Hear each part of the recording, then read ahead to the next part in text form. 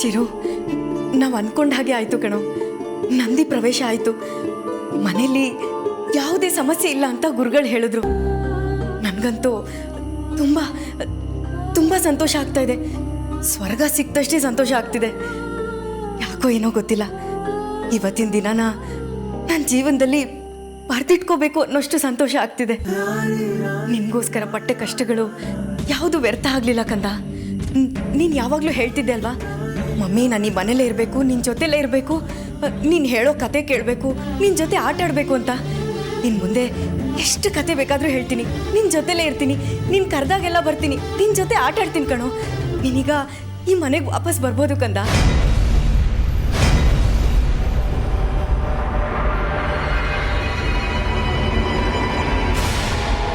ನಾನು ನೀನು ಇರೋದನ್ನ ನೋಡಿ ಆ ದೇವ್ರೇ ಹೊಟ್ಟೆ ಕಿಚ್ಪಡ್ಬೇಕು. ನಾವಿಬ್ರು ಅಷ್ಟು ಚೆನ್ನಾಗಿರ್ತೀವಿ. ನನ್ನ ನಿನ್ನ ಮಧ್ಯೆ ಇನ್ಯಾರೂ ಬರಲ್ಲ. ಚಿರು, ಇನ್ಮೇಲೆ ನಿನ್ನನ್ನು ಯಾರೂ ಡಿಸ್ಟರ್ಬ್ ಮಾಡಲ್ಲ. ನಿನ್ನನ್ನು ಯಾರು ದುಷ್ಟಶಕ್ತಿ ಅಂತಲೂ ಕರೆಯಲ್ಲ. ನಾವಿಬ್ರು ಇನ್ಮೇಲೆ ನೆಮ್ಮದಿಯಾಗಿರ್ಬೋದು. ನನ್ನ ಕಂದ, ನನ್ನ ಚಿರು, ನನ್ನ ಮಗ ಇನ್ಮೇಲೆ ನನ್ನ ಜೊತೆ ನೆಮ್ಮದಿಯಾಗಿರ್ತಾನೆ.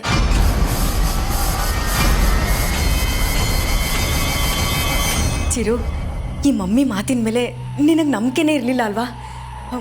ಮಮ್ಮಿ ನನ್ನನ್ನು ಆಚೆ ಕಳಿಸ್ಬಿಟ್ಟು ಮತ್ತೆ ಮನೆಗೆ ವಾಪಸ್ ಕರೆಸ್ಕೊಳ್ಳಲ್ಲ ಅಂತ ತುಂಬ ಭಯ ಪಟ್ಕೊಂಡಿದ್ದೆ ಅಲ್ವಾ?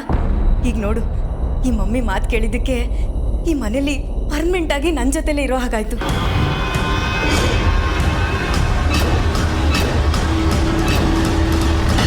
ಹೌದು ಕಣೋ, ಈ ಮಮ್ಮಿ ನಿನ್ನನ್ನು ಅವಳ ಪ್ರಾಣಕ್ಕಿಂತ ಹೆಚ್ಚಾಗಿ ಪ್ರೀತಿಸ್ತಾಳೆ.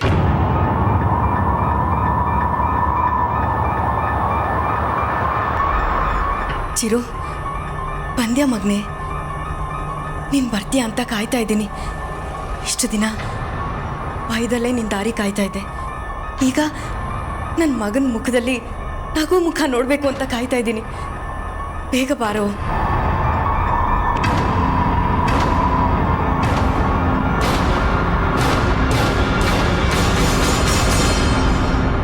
ಚಿರು, ನೀನು ಇನ್ನೂ ಬಂದಿಲ್ವಾ? ಇಷ್ಟೊತ್ತು ನಾನು ಮಾತಾಡೋದನ್ನ ಕೇಳಿಸ್ಕೊಂಡಿರ್ತೀಯ ಅಂದ್ಕೊಂಡೆ. ಈ ಅಮ್ಮ ಇಷ್ಟೊಂದು ಖುಷಿ ಪಡೋದನ್ನ ಸೈಲೆಂಟಾಗಿ ನಿಂತ್ಕೊಂಡು ನೋಡ್ತಿರ್ತೀಯ ಅಂದ್ಕೊಂಡೆ.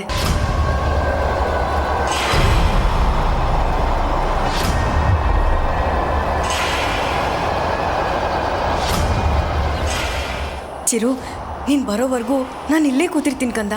ನೀನು ಬಂದಮೇಲೆ ಹೇಳು. ಹಾಂ, ನಾನು ನಿನ್ನ ಜೊತೆ ತುಂಬ ತುಂಬ ಮಾತಾಡಬೇಕು. ಹಾಂ.